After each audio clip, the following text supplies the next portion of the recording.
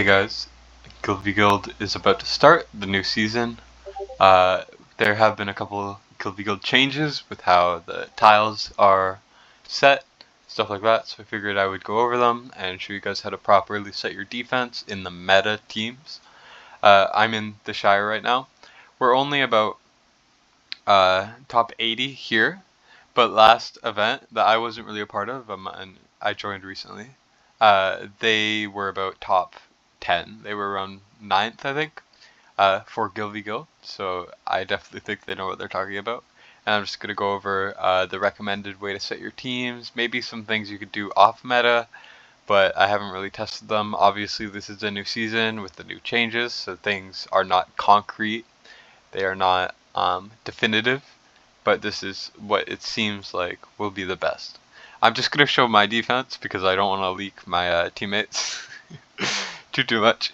But as you see here, I have one meta team, the top one, which is going to be very hard to beat, at least hopefully. And the second team is a bit off meta. It's what I have. I don't have the ground units for it. So, like, I'm missing Valk, I'm missing Artia, I'm missing all this stuff. So, yeah. But anyways, this is the first meta team. As you can see, I'm running 2 tanks and 1 ground attacker. There are better ways to do this if you have the better options, but this is how I'm doing it. You want to have 1 very strong platform unit. I've seen people use Comet, stuff like that, but I think Boreas is the best for my account at least. And then you want 1 tank at least. Brokir is the best tank for this. You could use Olog, you could use Baron, you could use blah blah blah blah blah. You just need a tank. And then this slot's a bit weird. You can kind of mix and match this slot, the middle one, with a bunch of things. From what I've seen, Torador and Cyrus are the best, or at least very good. But I'm using Baron because it's what I have. The goal here is that when the enemies come in, they will attack this guy, and then your platform unit will kill them if you have a strong platform. And then if this guy either gets overrun, so his block gets capped, they'll move on to the second one. And alternatively, if he dies, which ideally you don't want to happen, but it's inevitable, if they die, you have a second one. But you could use Abomination here. You could use anything that's like double tile or whatever. But ideally you want a secondary pretty tanky unit. So your main tank, a tanky unit that ideally could do a bit of damage, but mine doesn't, obviously. And then at the end, you want a ranged damage dealer. I'm using Arrogance because it's literally the only ranged damage dealer I have. You don't want to use Absent. He's trash. But some good options are Zillitu. Zillitu is very broken, just in general. You could use something like Valkyria. Valkyria is very, very good. The best option is Ardea. Ideally, you would have, if you were insanely lucky or a massive whale, you would have like Gon here, you would have like Ardea, you would have all those sorts of stuff. But obviously, none of us do. And then finally, you want a healer. Vortex is my main healer for most parts of the game, but from what I hear, Vortex is not very good in GvG Guild, only as a last resort. So I'm running Hollow. This is kind of the formation you want for the meta. So basically you want a good, strong tank, ideally Brokir. Then you want either a 2-tile tanky unit, or at least just another tanky unit. You want to have your healer, and you want to have your DPS. And then your ground DPS. So this is what it seems like will be the meta from what I've been seeing, what I've been hearing. It's not as fun as some other things that you could do. I'll show you what I'm doing on my second team in a second. But as you can see here, the tiles are very strange this time. There used to be a tile right here that you were able to put your DPS on, and then you could put your tank up here and they wouldn't get attacked. But now if you were to put your tile unit like here, they would get shot by the archers and instantly die. And that's why you have to be very careful and kind of cluster your units, because the archers will delete your entire team.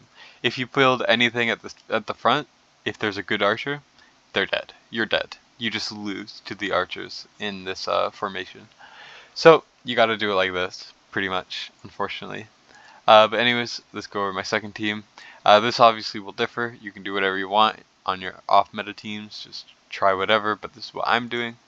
But yeah, so as you can see, it's a bit bad. It's not gonna get very many wins, I don't think, but it's what I have. And sometimes you just gotta use what you have. So I have my main tank for this team, my secondary DPS. Ideally, I would have another ground long-range DPS, but I don't. So here's my semi-tanky unit, Abomination, that has multi-tile range sometimes. And then my tanky unit, I have my healer. Vortex might be able to tank some archer shots, but he will probably get overrun by the archers and instantly die. Because I'll do a GvG attack video later. But you can actually stack the archers and they'll attack at the same time, so that's why it's not really good to have anything exposed. But unfortunately I kind of have to. He'll be covering all of these guys. Silas is covered by the tanks, so it's not a big deal. Silas is my main single target piercing damage, so that you can deal with the flying units. And Pelagios, I'm trying out. He does a lot of true damage, and he does magic damage. So ideally you want one AoE magic user, and one piercing character. This is what I'm doing. But yeah, as you can see, it's not perfect.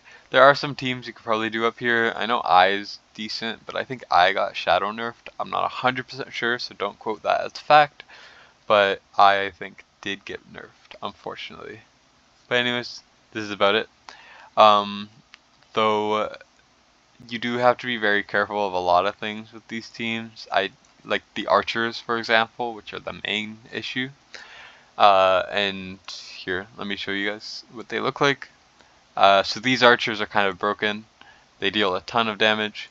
And then you also always have to account for the axe guys. These axes are insanely strong.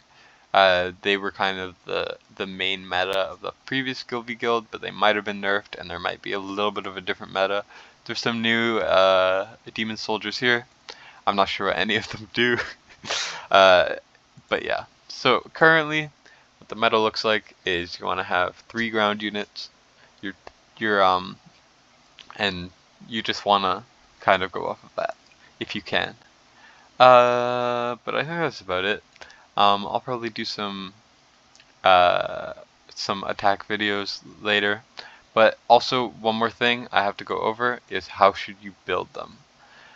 So with the tanks, you almost always want to build your tanks, or at least your main tank if you can.